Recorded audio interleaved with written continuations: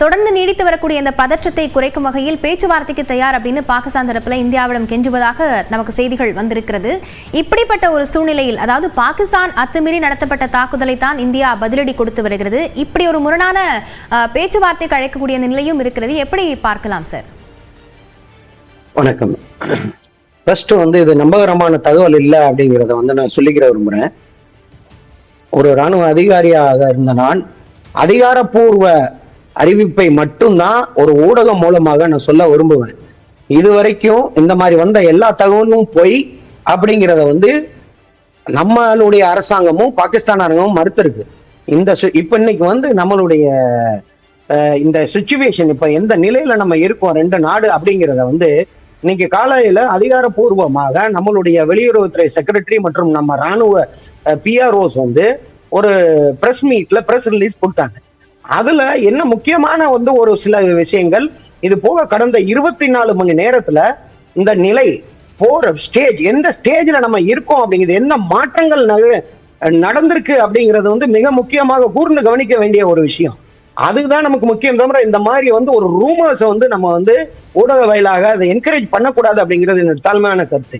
இன்னைக்கு காலையில நடந்த அதிகாரப்பூர்வமான ஒரு பிரஸ் ரிலீஸ்ல நம்மளுடைய அரசாங்கம் சொன்ன ஒரு சில முக்கியமான ஒரு பாயிண்ட்ஸ் அண்டர்லைன் பண்ணி எம்பசைஸ் பண்ண விரும்புறேன். ஆரம்பத்திலேயே அவங்க என்ன சொன்னாங்க, என்ன act of provocation and to escalate war அப்படிங்கிறது. இதுக்கு என்ன அர்த்தம் பாத்தீங்கன்னா, நமக்கு ஆத்திரமூட்டும் வகையில், நம்மளை தூண்டும் விதத்தில், போரை நோக்கி நம்மளை எடுத்து செல்லும் விதத்தில் பாகிஸ்தான் சில தாக்குதல்களை நடத்தியது. இது முக்கியமான ஒரு ஃபர்ஸ்ட் சென்டென்ஸ். ரெண்டாவது, முந்தா நாள் நைட்டு 300ல இருந்து 400 ட்ரோன்ஸ் வந்தது. எல்லாமே நம்ம கர்னல் முருகானந்தம் சொன்ன மாதிரி சீப்பான ட்ரோன்ஸ் அண்ட் எம்டி ட்ரோன்ஸ். அதுல பெரும்பாலானவை, அதுல ஒரு சில ட்ரோன்ஸ்ல மட்டும் சிறிய அளவில் எக்ஸ்ப்ளோசிவ்ஸ் வைக்கப்பட்டது. இது எதுவுமே லைட்டரிங் மியூனிஷன்ஸ் சொல்லக்கூடிய காமகாஜி டைப் ஆஃப் ட்ரோன்ஸ் கிடையாது. இருந்தாலும் இதை ஏன் அந்த பாகிஸ்தான் என்கிற நாடு செய்தது என்பதற்கான காரணத்தையும் அவர் சொன்னாரு. இதுல நம்மளுடைய டிஃபென்ஸ் ப்ரிப்பேர்ட்னஸ், நம்ம ஏர் டிஃபென்ஸ் சிஸ்டத்தோட எஃபெக்டிவ்னஸ், நம்மளுடைய வெப்பன்ஸோட லொகேஷன்ஸ், டிஸ்பொசிஷன்ஸ், அது எல்லாத்தையும் தெரிஞ்சுக்கிற விதமா பாகிஸ்தான் இந்த மாதிரி ஒரு சீப்பான ட்ரோன்ஸ் அனுப்பிச்சது. இன்னொரு சின்ன கிளாரிபிகேஷன் கொடுத்துறேன். ஒரு ட்ரோன்ஸ் இப்போ உள்ள இந்த ஆசியால இதான் முதன்முறையாக ட்ரோன் வார்ஃபேர் சிஸ்டம் பார்க்கப்படுது. ஏன்னா இதுக்கு முன்னாடி ஹமாஸ் தீவிரவாதிகளும் உக்ரைன்லயும் மட்டுமே இது நடந்த இந்த ட்ரோன் வார்ஃபேர் சிஸ்டம். இங்க ஏன் அப்படின்னு பாத்தீங்கன்னா, அதனுடைய விலை, அதனுடைய பேர்டன் ஆன ஸ்டேட். இப்ப இந்த ட்ரோன் ஒரு காமகாஜி டைப் ஆஃப் ட்ரோன் 25ல இருந்து 32 கிலோவான ஒரு எக்ஸ்ப்ளோசிவ்ஸ் எடுத்துட்டு வர ட்ரோனோட விலை $500 தான். அது டிஸ்போசபிள். அதை நம்ம ஒரு ஃபைட்டர் ஏர்கிராப்டோ ஒரு ஃபைட்டர் பைலட்டையோ நம்மளுடைய விலை என்னன்னு பாத்தீங்கன்னா மில்லியன்ஸ்ல இருக்கும் டாலர்ஸ். ஒரு ஃபைட்டர் ஏர்கிராப்ட் வச்சு மடிக்கும் போது ஒரு மிசைலோட விலை லட்சக்கணக்கில் இருக்கும். ஆனா இந்த ட்ரோன் சீப்பான ஒரு ஆப்ஷன். ஆனா இந்த ட்ரோனால அவ்வளவு பெரிய ஒரு பாதிப்பை ஏற்படுத்த முடியுமா அப்படின்னு கேட்டீங்கன்னா இல்ல. ஆனா இது டெஃபினட்டா ஒரு பெரிய நியூசன்ஸ் வேல்யூவை கிரியேட் பண்ணும். ஆனா அப்ரோப்ரியேட் பேலோடோட போகும்போது அந்த லாய்டரிங் மியூனிஷன்ங்கிறது பெர்ஃபெக்டா துல்லியமா ஒரு டார்கெட்டை அடிச்சு தகர்க்கக்கூடிய ஒரு இது வலிமை அந்த ட்ரோன்ஸ்க்கு இருக்கு. ஆனா 8ஆம் தேதி நைட்டு நடந்த அந்த தாக்குதல், ட்ரோன் தாக்குதல், ஒரு சர்வேலன்ஸ், அவங்களுடைய இன்டெலிஜென்ஸ் கேதரிங்காக அவங்க பண்ணது. அதே மாதிரி நேத்து அதே மாதிரி ஒரு ட்ரோன் தாக்குதல் நம்ம மேல நடத்திருக்காங்க. ஆனா மாறுபட்ட ஒரு நிலை என்ன அப்படின்னு பாத்தீங்கன்னா, முந்தா நாள் இருந்த நிலைமைக்கும் நேத்து உள்ள நிலைமைக்கும் இந்த 24 மணி நேரத்துல இந்த போர் எந்த நிலைக்கு போயிருக்கு. இது யாருமே போர் இல்லமாங்க.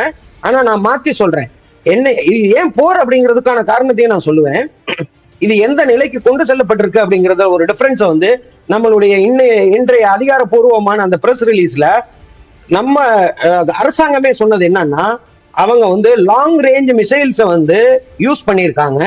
அது ஊடக வாயிலாக தெரிய வந்தது, அதிகாரப்பூர்வமா தெரிய வந்ததுல ஊடக வாயில தெரிய வந்தது என்னன்னா, அவங்ககிட்ட உள்ள ஃபத்தா அப்படிங்கிற ஒரு மிசைல், லாங் ரேஞ்ச் மிசைல் 150ல இருந்து 400 கிலோமீட்டர் போய் அடிக்கக்கூடிய ஒரு மிசைலை ஹரியானா ஏர் ஸ்பேஸ்ல சுட்டு வீழ்த்தப்பட்டது அப்படின்னு ஒரு மிசைலை காமிச்சாங்க. இது அதிகாரப்பூர்வமான தகவல் கிடையாது.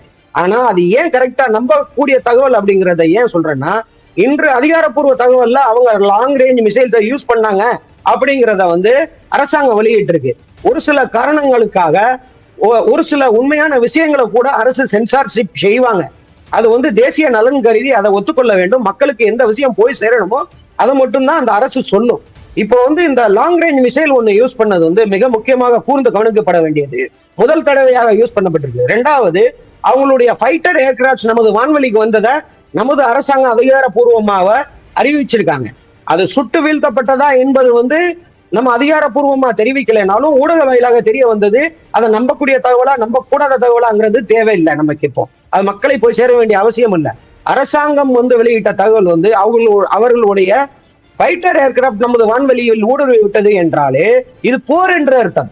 இப்பொழுது அவர்களுடைய டார்கெட் நம்ம வந்து தீவிரவாதத்துக்கு எதிராக தீவிரவாதத்தை தாக்கும் விதமாக ஆபரேஷன் சிந்தூர் தொடங்கிய அந்த ஆபரேஷன் இன்று பாகிஸ்தான் ராணுவத்தில் தன்னைத்தானே அதில் உடன்படுத்தி கொண்டு தன்னை முன்னிலைப்படுத்தும் விதமாக அவர்களுடைய ராணுவம் நம்மளை பதில் தாக்குதல் கொடுப்பது அவர்களை தீவிரவாதிகளாக மட்டுமே பார்க்க தூண்டுகிறது நம்மளை. இப்ப பாத்தீங்கன்னா அவங்களுடைய டார்கெட் என்னவா இருந்துச்சு, அதிகாரப்பூர்வ தகவலை மட்டும்தான் நான் பேசுறேன், வேற எதுவுமே சொல்ல மாட்டேன்.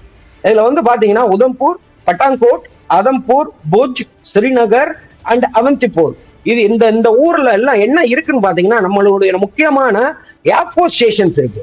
இந்த ஸ்டேஷன்ஸை குறி வச்சு அவங்களுடைய தாக்குதல் நடந்திருக்கு. இந்த தாக்குதலை நம்ம முறியடித்ததும் இல்லாம வெற்றிகரமா முறியடித்திருக்கோம். இது மிஸ்இன்ஃபர்மேஷனுக்கு நான் அப்புறமா வர்றேன். வெற்றிகரமாக இந்த தாக்குதல்கள் எல்லாம் முறியடித்து விட்டு நமது ராணுவம், நமது ஃபைட்டர் ஏர்கிராப்ட், இதை அண்டர்லைன் பண்ணி வச்சுக்கோங்க. நம்மளுடைய அதிகாரப்பூர்வ அறிவிப்புல என்ன சொல்றாங்கன்னா, நம்மளுடைய ஃபைட்டர் ஏர்கிராப்ட்ல இருந்து துல்லியமாக அடிக்கக்கூடிய மிசைல்ஸை யூஸ் பண்ணி அவங்களுடைய டெக்னிக்கல் இன்ஃப்ராஸ்ட்ரக்சர், அவங்களுடைய கமாண்ட் அண்ட் கண்ட்ரோல் சிஸ்டம், அவங்களுடைய தளவாடங்கள் சேமிப்பு கிடங்கு, ரெடார் சைட், இந்த மாதிரி ராணுவ முக்கியம் வாய்ந்த டார்கெட்டை தாக்குதல் நடத்தியிருக்கோம் அப்படிங்கிறது. அது எந்த அளவுக்கு எஃபெக்டிவ் ஆனது அப்படிங்கிறத வீடியோ எவிடன்ஸோட நமது அரசாங்கம் இன்னைக்கு நமக்கு காமிச்சது. அதே சமயம் இது எல்லாம் நம்ம பார்த்துட்டு வந்ததுக்கு அப்புறம் பாகிஸ்தானின் முயற்சியில வந்து மிகப்பெரிய ஒரு இது என்னவென்றால் warfare, misinformation warfare, propaganda warfare. இதுல வந்து அவங்க என்ன சொல்ல வர, எத்தனை வந்து மிஸ்இன்ஃபர்மேஷன் இன்னைக்கு வந்திருக்கு அப்படிங்கிறதையும் தெளிவா அவங்க நம்ம அரசாங்கம் வந்து இந்த அதிகாரப்பூர்வ அறிவிப்புல வெளியிட்டுட்டாங்க. அதுல வந்து பாத்தீங்கன்னா சிர்சா மற்றும் அதம்பூர் ஏர்பேசஸ்ல அவங்க நடத்தின அந்த தாக்குதல் வந்து ஏர்போர்ட் ஸ்டேஷன் வந்து எந்த விதமான இது தாக்குதலும் அவங்க எஃபெக்டிவா நடத்தப்படவில்லை அப்படிங்கிறத வீடியோ போட்டு அவங்க காமிச்சிட்டாங்க நம்மளுடைய அரசாங்கம். அதே சமயம் அவங்க இன்னும் எந்தெந்த விதமான வந்து ஒரு மிஸ்இன்ஃபர்மேஷனை வந்து ரூமரை வந்து பரவி விடுறாங்க அப்படிங்கிறத வந்து சொன்னாரு. அதுல ஒன்று வந்து அமிர்த்சர் கோல்டன் டெம்பிளை வந்து நம்ம தாக்க முற்பட்டதாகவும், அது போக ஆப்கானிஸ்தான் நாட்டை நம்ம தாக்க முற்பட்டதாகவும், இந்த மாதிரி பல மத கலவரங்களை தூண்டும் விதமாக, மற்றவர்களை இந்த போருக்கு தூண்டி இழுத்து விடும் விதமாக அவர்கள் செய்யும் அனைத்து முயற்சியையும் நம்ம முறியடித்து விட்டோம். நம்ம மக்கள் முன்னெச்சரிக்கையாக இதையெல்லாம் அறிந்து கொள்ள வேண்டும் என்பது. இது போக வந்து பாகிஸ்தான் தரப்புல இருந்து, ஸ்டேட்ல இருந்து இந்த மிஸ்இன்ஃபர்மேஷன் வந்து ஒரு பிரிகேட் ஹெட் குவார்டர் வந்து அழிச்சிட்டதாகவும், உதம்பூர் ஏர்பேஸ் அழிச்சிட்டதாகவும் பல விதமான வந்து மிஸ்இன்ஃபர்மேஷனை அவங்க வந்து பரப்பி விடுறாங்க. இது எல்லாமே வந்து ஒரு வார்ஃபேர். அவங்க பண்ணக்கூடிய ஒரு வலிமை இல்லாத ஒரு நாடு, பலவீனமான நாடு, ஒரு கொள்கை கோட்பாடு இல்லாத ராணுவம், தீவிரவாதத்துக்கு உடன் போகும் ஒரு அரசியல் மற்றும் ராணுவ தலைமை வந்து இந்த மாதிரி வந்து ஒரு அருவருக்கத்தக்க கோட்பாடு, மரபு இல்லாத ஒரு வார்ஃபேரை செய்வது வந்து இந்த பாகிஸ்தான் நாட்டுக்கென்றே உள்ள ஒரு கேரக்டரிஸ்டிக்ஸா தான் நான் பாக்குறேன். வரலாறுல நீங்க திரும்பி பாத்தீங்கன்னா தீவிரவாதத்துக்கும் பாகிஸ்தான் ராணுவத்துக்கும் எந்த வித்தியாசமும் கிடையாது. ஒரு காலத்தில் தீவிரவாதத்தை ஒரு இண்டஸ்ட்ரியாக, பணம் சம்பாதிக்கும் ஒரு மார்க்கமாக பார்த்த அந்த பாகிஸ்தான் ராணுவம், பாகிஸ்தானின் மக்களால் தேர்ந்தெடுக்கப்பட்ட ஆட்சி, அது வந்து ஒரு சும்மா டம்மி, ஒவ்வொரு தடவையும் டம்மி ஆட்சி தான் அங்க இருக்கும். நீங்க இப்ப திரும்பி பாத்தீங்கன்னா வரலாறுல பாகிஸ்தான்ல இருந்த எந்த பிரதம மந்திரியும் அவங்க ரிட்டையர் ஆன அந்த காலகட்டத்துக்கு அப்புறம் அவங்க நாட்டுல நிம்மதியா வாழ்றாங்களான்னு கேட்டீங்கன்னா இருக்காது. ஏன்னா ஒண்ணு அவங்க கொல்லப்பட்டிருப்பாங்க, இல்ல நாடு கடத்தப்பட்டிருப்பாங்க, இல்ல ஜெயில இருப்பாங்க. இதுதான் வந்து அவங்க வரலாறு. அதே மாதிரி அவங்களுடைய ராணுவ தளபதிகள் எல்லாருமே ஒவ்வொரு தடவையும் வந்து மார்ஷியல் லா வந்ததுக்கு அப்புறம் இந்த நாட்டை பல விதமா சூறையாடி, எல்லாமே கரப்ஷன், அவங்க இதுல சூறையாடி விட்டு எல்லாருமே ஃபாரின்ல போய் செட்டில் ஆயிடுவாங்க. அவங்களுடைய சீனியர் அதிகாரிகள்லாம், மூத்த அதிகாரிகள்லாம் பாத்தீங்கன்னா பாகிஸ்தான்லயே இருக்க மாட்டாங்க. ரிட்டையர் ஆனதுக்கு அப்புறம் வெளிநாட்டுல போய் அவங்க அங்க அக்யூமுலேட் பண்ண வெல்த்தை வச்சு அங்க செட்டில் ஆயிடுவாங்க. இது வந்து அவங்க மரபுல இருக்கு. இப்ப இந்த ராணுவம் ஒரு பலவீனமான ராணுவம், அதாவது எந்த ஒரு கோட்பாடும் கொள்கையும் இல்லாம இருக்கிற இந்த ராணுவம் நம்மளை தூண்டி போரை வந்து நம்ம மேல் திணித்து விட்டது. இந்த திணித்து விட்ட போரை நம்ம எப்படி அமைதி வழிக்கு திரும்ப முடியும்? இது எல்லாமே நம்ம கவுண்டர் அட்டாக் எல்லாத்தையுமே நான் வந்து அரசாங்கத்தின் துணை நிற்கும் போது ஒரே ஒரு விதத்துல நான் மாறுபட்ட கருத்து என்னன்னா, கொஞ்சமாக மாறுபட்ட கருத்து. இன்று நமது அரசாங்கம் வெளியிட்ட ஒரு இதுல வந்து இன்னமும் வந்து டிட்டரன்ஸ், ரெஸ்ட்ரைண்ட் அண்ட் ராணுவ தளங்களை நாங்கள் இது பண்ண மாட்டோம் அப்படின்னு ஒரு இதை வந்து சொல்லி ஒரு கவுண்டர் அட்டாக் வந்து மெஷர்டா இருக்கும் அப்படின்னு சொல்றதை நான் ஏற்றுக்கொள்ளவே முடியாது. போர் வந்து நம்ம மேல் திணிக்கப்பட்டு விட்டது, மக்கள் பாதிக்கப்பட்டு விட்டார்கள், அவர்களுடைய எண்ணங்கள் தெள்ள தெளிவாக தெரிந்து விட்டது. நமது இறையாண்மையை அகைன்ஸ்டா நமது வான்வெளியில் அவர்களுடைய ஃபைட்டர் ஜெட் ஊடுருவி விட்டது. இந்த நிலைமை நீடிக்குமானால் இந்த இன்டர் எல்ஓசி இல்லாட்டினா பார்டருக்கு அகைன்ஸ்ட் அந்த இதுல நடக்கிற ஹெவி ஷெல்லிங் தொடருமே ஆனால் இது பல வருடங்களுக்கு தொடரும். இதை வந்து ஒரு முற்றுப்புள்ளி வைக்க வேண்டுமானால் இது வந்து மக்களுக்கும் நல்லதில்லை, நம்ம பொருளாதாரத்துக்கும் நல்லதில்லை. இதுல வந்து அவங்க அடிச்சா 4 அடி அடிச்சா நான் 4 அடி திரும்பி அடிக்கிறேன் அப்படிங்கிற ப்ரொபோர்ஷனேட் கவுண்டர் அட்டாக்ன்றத நான் ஒத்துக்கவே முடியாது.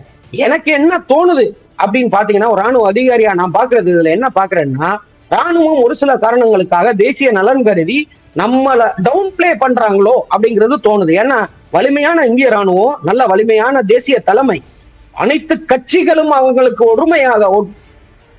ஒற்றுமையாக நம்ம ராணுவம் எடுக்கிற நடவடிக்கைக்கு வந்து சப்போர்ட் பண்ணும்போது கண்டிப்பாக பெரிய அளவுல ஒரு கவுண்டர் அட்டாக் பண்ணி இந்த பிரச்சனைக்கு பெரிய முற்றுப்புள்ளி வைப்பாங்க.